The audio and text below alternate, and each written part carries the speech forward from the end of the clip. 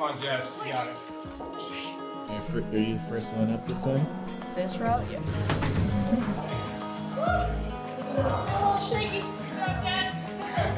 A lot of things like I'm juggling, and a lot of expectations from the culture.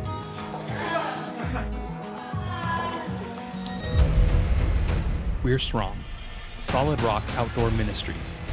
We've spent the last 30 years training people to be leaders in the wilderness. This time, we're taking a group of SROM veterans on their own course into Red Rock Canyon and the remote Grand Canyon to go deeper and live 15 days in the wilderness. Get up, we'll fight the darkness right beside you day in, day out. Forget the days behind us, now you are here to stay out. I'm ready for the adventure. Here are our stories in the canyon.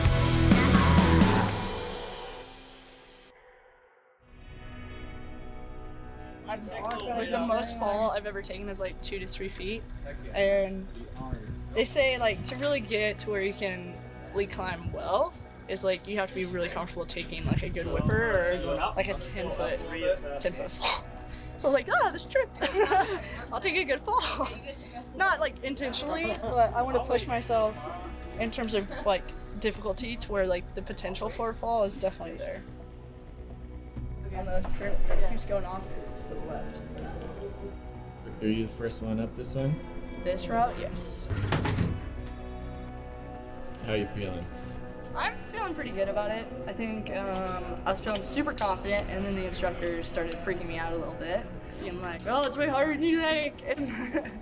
So with that said, I'm feeling about like a 7 out of 10 in terms of confidence. Confidence or fear? The last few years, ever since I left college, I've felt like a lot of ways like a nomad. I've gone a lot of places, done a lot of things, and still trying to figure out what God's calling on my life is. A wise person once told me like maybe that's how we're supposed to live, so that we don't put a box on what God's calling us to do and how He's going to use us. But it's definitely a hard place to be, not knowing what's next. Like after this trip, I don't have a job. I don't know where I'm going to live. So it's just like, there's a lot of things like I'm juggling, and a lot of expectations from the culture that I'm struggling with in terms of what does it look like to walk with Christ as a disciple of Christ and be in this world and be responsible and be respected and to not just, I guess, seem like you're just going nowhere. So like, what does it really look like to be in the world but not of the world? And having hard conversations, even with my own family, about not being in a relationship, not having like a job that's like 8 to 5 and that they understand. So yeah, that's just something else I'm trying to work through and hoping God will give me a vision of what He really wants for me. Yeah. Okay.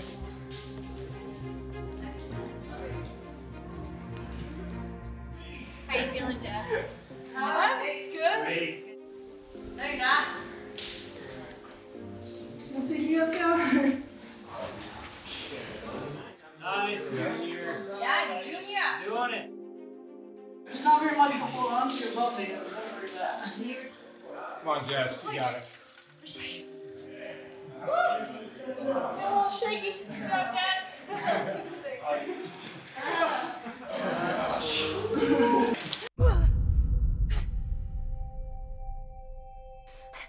The pain is just increasing as we sit here, so. Yeah, see what happens. Like react. 10. I'm struggling to get to the next spool, and when I fell, I swung in, and I tried to catch myself with my legs out, which is like, that's what you do. But it was a really, it came faster than I thought. And ended up just like kind of flat-footed against the wall with one leg with all my weight and force. And it made a really loud sound. It actually didn't hurt all that bad at the beginning, and then as I sat there, like, the pain started like kind of shooting up my leg a little bit, swelling started.